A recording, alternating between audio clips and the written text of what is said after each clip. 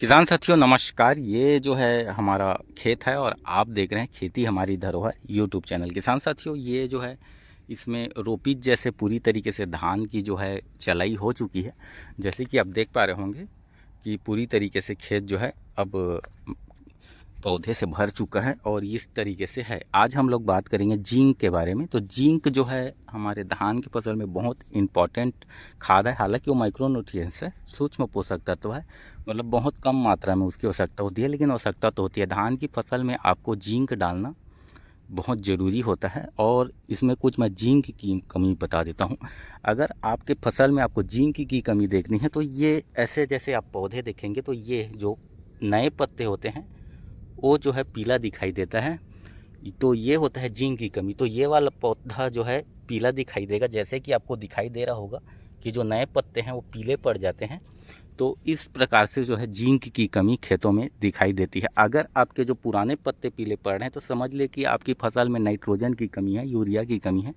लेकिन आपके जो नए पत्ते इस प्रकार से पीले पड़ रहे हैं तो समझ जाइए कि आपकी फसल में जिंक की डेफिशिएंसी हो गई है। तो आपको जिंक देना है। जिंक आप स्प्रे भी कर सकते हैं और खाद के साथ भी दे सकते हैं। हम तो जैसे खाद के साथ देने वाले हैं।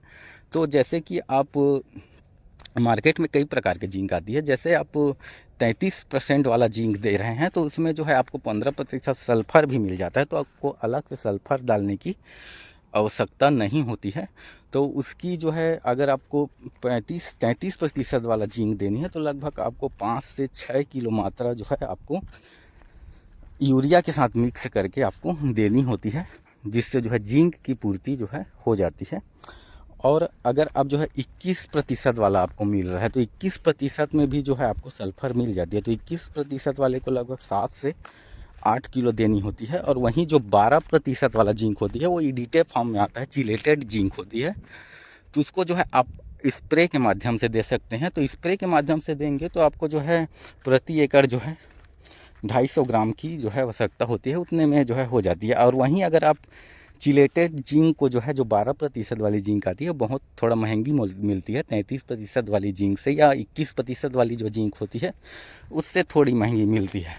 तो अगर आप उसको खाद के साथ देना चाहते हैं मिक्स करके यूरिया के साथ, तो आप उसको जो है 1 किलो प्रति एकड़ के हिसाब से आप दे सकते हैं। उससे भी जो है जिंक की पूर्ति हो जाती है, लेकिन उसमें सल्फर नहीं होती, उसमें आपको अलग से सल्फर देनी पड़ती है। तो ये हो गया जिंक के बारे में। अब उसके बाद जो है आप 33% वाले जिंक का भी स्प्रे कर सकते हैं और 21% वाले जिंक का स्प्रे कर सकते हैं। लेकिन अगर जो 21 और 33% वाला जिंक मिल रहा है आपको तो उसको जो है आप खाद के साथ ही दीजिए।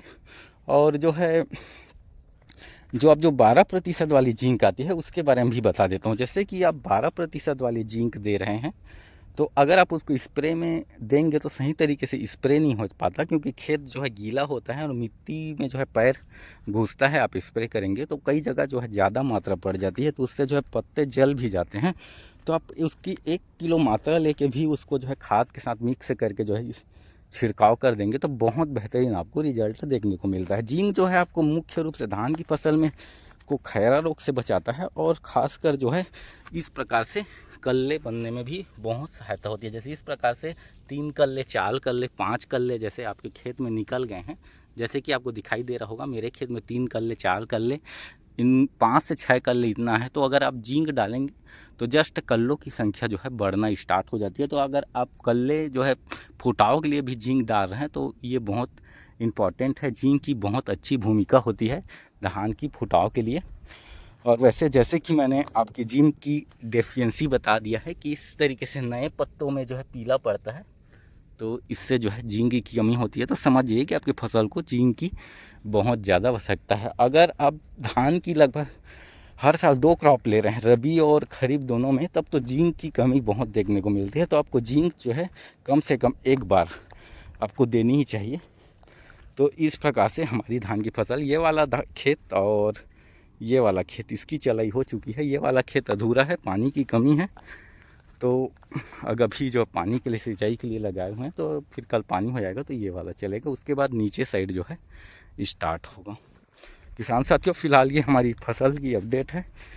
लगभग 25 से 30 दिन की अवधि है और दूसरी खाद की जो है तैयारी चल रही है और साथ ही साथ धान चलाई का कार्य भी चल रहा है।